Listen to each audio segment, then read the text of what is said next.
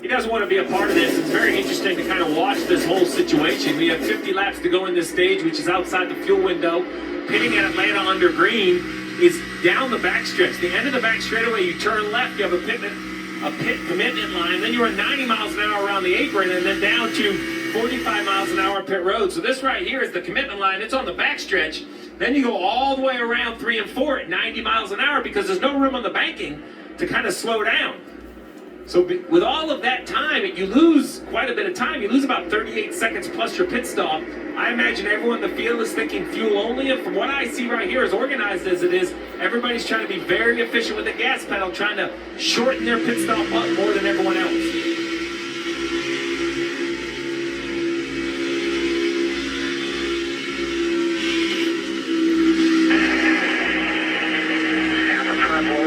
Headlights out behind you. Right there, 1 by 2 in front. Less than 100 feet out to the Half in front, tight on entry. Tight on entry, still inside. Going higher behind already. He tried to send it, then he went back out. 1 by 1 behind us. 45, 23, 38 behind. 1 in front. Coleman Presley on the radio directing Joey Logano on there. But you see Joey Logano part throttle from at least 50% of the lap, maybe more. Even right here, he'll pick out maybe wide open just to get up onto the straightaway.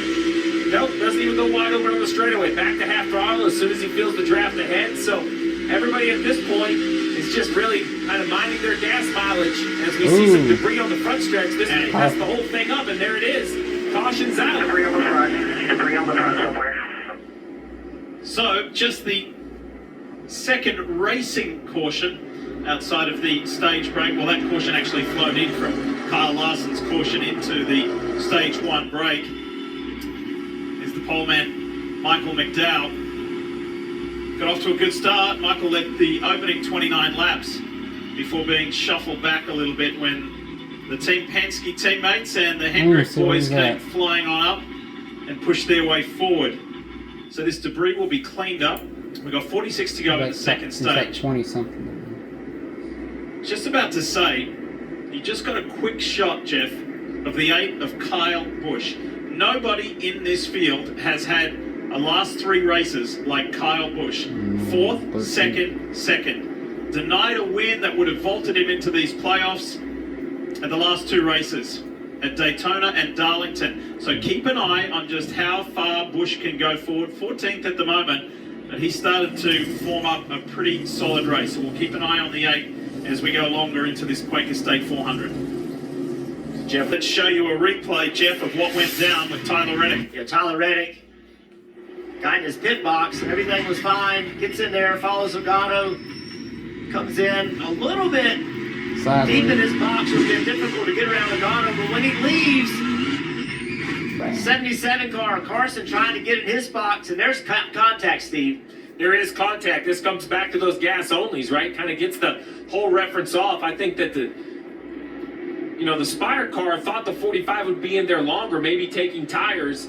But in the end, I think it's up to the 45 to exit clearly. He kind of exits to the right, and here they are checking the toe. That's what that aluminum piece of material's for. They can align the front and rear tires. We'll have to see if there's any issues on the 45. You see him shaking it around, getting ready to go green. Pace car leaves the circuit. When they get to the line, there'll be 41 laps to go in the second stage here of the Quaker State 400. On the right-hand side of your screen, it's Austin Cindric. Bowman on the outside. See Christopher Bell, he also had a penalty.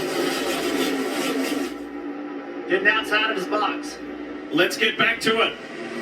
Teammates working well on that low side. Ryan Blaney pushing Cindric. William Byron has been in and around the top 5 for the majority of this race. Looking on the high side, the 99 of Daniel Suarez, the February winner here in Atlanta. He feels he's got a shot to repeat that victory. With 41 to go, it is game on, Steve. No fuel saving. Just go get what you can get. That's right, the reins are released.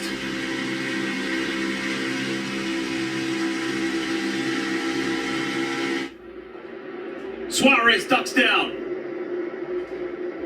Tucks in behind Blaney.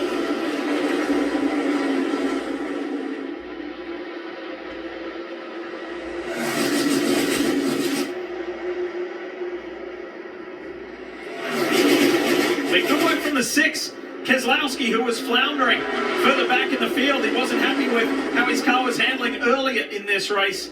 He's found his way forward. That bright orange front of the RFK Racing Ford.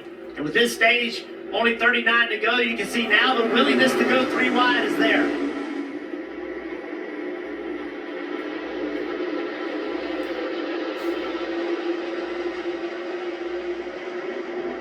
Been a strong run today for Ricky Stenhouse. He's been in the top 10. He hasn't had a top 10 since Chicago, since the street race. So that would be refreshing if he could stay where he is right now, or maybe push a little further forward. With that green 43 car, making it 3 wide on the bottom.